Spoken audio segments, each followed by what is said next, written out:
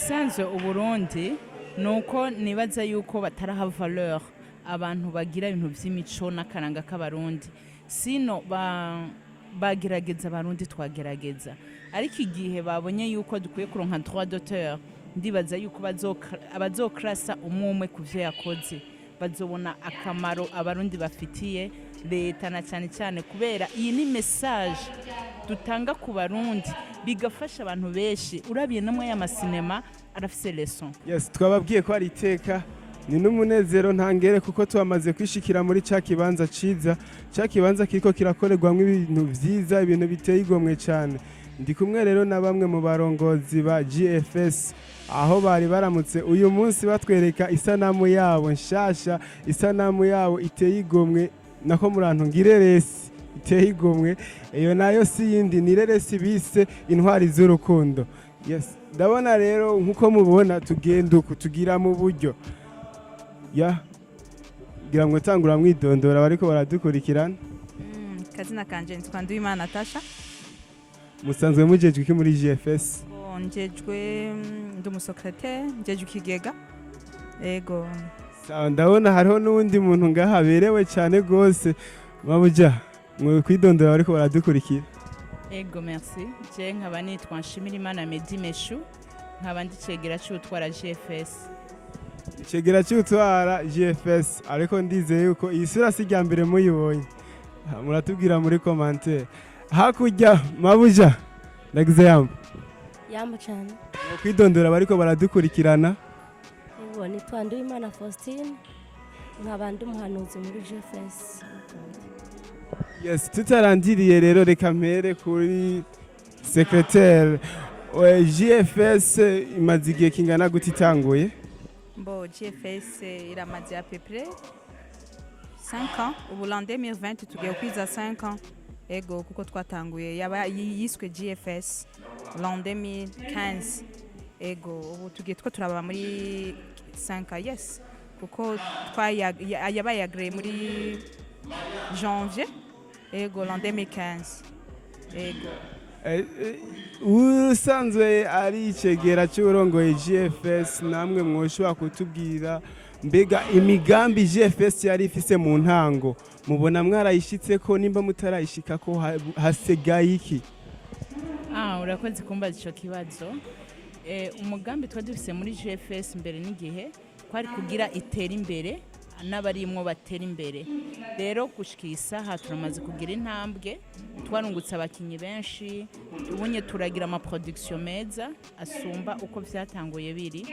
En plus turameliora ubumenyi ku bakinyi bose binjiye, turafise abigisha kugira bamenye gukina. Umukinyi wese yinjire avyisantemo abazi donc kuviva icari karakina. Yego ubu rero ni isaha filme muri ko murabona ifise ama image meza sico kimwe na yaheze. Niyo amelioration de fils. Nyako conseil mwoshobora kutubwira mbega mubona ico ihangiro ryanyu nyamukuru ryo gutegura runo rubanza rw'uyu munsi aho mushira isinema yanyu intwari z'urukundo ku mugaragaro mubona gwitabwe nkuko mwari mubitegekanije cyane? Je ndavye ngerageje kuraba no kuri gwitavye urubanza gwitabwe cyane ku rugero ruhagije. Ego nsubiye kubaza usanzwe ari icegera cy'urongoye GFS, mubona gute amasinema mu Burundi mbega ariko arahabwa agaciro yarakwiye guhabwa cyane? Mu bisanzwe uburundi nuko nibaza yuko bataraha valeur abantu bagira ibintu vy'imico n'akaranga k'abarundi sino bagerageza abarundi twagerageza ariko igihe babonye yuko dukwiye kuronka droit d'auteur ndibaza yuko abazokrasa umwe ku vyo yakoze bazobona akamaro abarundi bafitiye leta na cyane cyane kubera iyi ni message dutanga ku barundi bigafasha abantu benshi urabiye namwe y'amasinema arafise leçon. Secrétaire, hari abantu benshi bavuga bati abakinyi b'amasinema n'abantu usanga iki bijya bintu bakina bakabihereza iyindi shusho bakabibashirako. mbega muri ko mukora iki kugira ngo bashobore ivyo vyiyumviro bibi bibavemwo abarundi? oya ni kuri vraiment umva n'amairizi yo gusa bishiramo nandi vraiment abasineaste nta bintu nk'ivyo dufise twe tuza konyene umaze kuba umustar icambere na mbere hari ibintu bimwe bavanura navyo hari ibintu bimwe mutagenderamo basi ko basigara ama réseaux sociaux umaze kugenderera muri ibi ni misi baca bagupostinga ego nico tumaro atantumbero mbi bobiha twe turiyo honyine icambere na mbere twege nko muri GFS nta couple iriyo ni kuza kufanya kazi tuejeje mwese agataha ukuyo mwese agafata inzira yiwe ivyo rero biyumvira na mairizo gusa ubona yuko ico kinaciyumvira azokushikire muri GFS kuko muri GFS imiryango iruguruye azokushikire muri GFS abone vya bintu biyumvira ko bitabaho. Madame la conseillère mwoshobora kutubwira rero mbega mutegekanya gushikana kure bingana gute iyo filme? iyi filime turategekanya yuko yogera tuvuge turifuza ko yogera kure cyane dushigikiwe n'ababijeje. hariho abantu usanga bajeje gufata mu mugongo, turifuza ko yogera kure ngira no ku mpera z'isi kubera ko dufise ingufu cyane, dufise umurindi munini cyane, tukeneye gukora rwose ku rugero tubona ku buryo tubona yuko dushitse ku ntumbero twihaye kandi nta gucika intege, kandi turiko turabiraba dutanguye neza, ni ukuvuga ko tuzokora mpaka dushitse ku ishingiro twihaye. Musanzwe muri icegera cy'urongoye GFS mutegekanya gusohora amasinema ngana gute muri uyu mwaka canke ni yonyene birarangiye abarundi nta kindi bo bitegako? Oya mu bisanzwe ubunye turiko turakora ingufu tugomba dutangurane n'umwaka nkuko ubunye muri Fevrier dusohoye iyi, turashaka no muri Avril tuzobe dusohoye yindi, muri Août yindi, hama yindi muri December.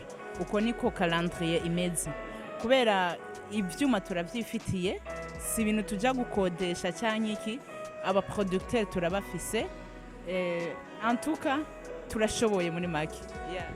Yes, barashoboye cyane kuko banabigaragaje mu masanamu y'isinema bise Intwari z'urukundo. Mu kurangiza nashaka mugende mubwiye aha abantu abarundi n'amakunga ahantu bashobora gukura sinema zanyu. Ufite ikintu twaravye kenshi nico gituma ubona ngahata amasede mubona ari karasirikira, twasanze yuko donc uproduise ingufu nyinshi kugira isohoke ugasanga abarundi bariko bayitora ku buntu.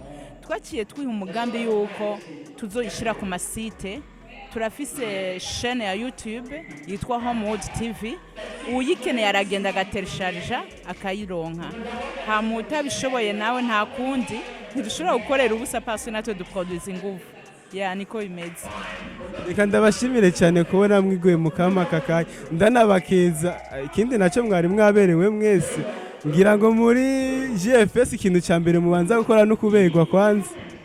Turabishima Imana mu byo twihaye umusitare yamaberewe.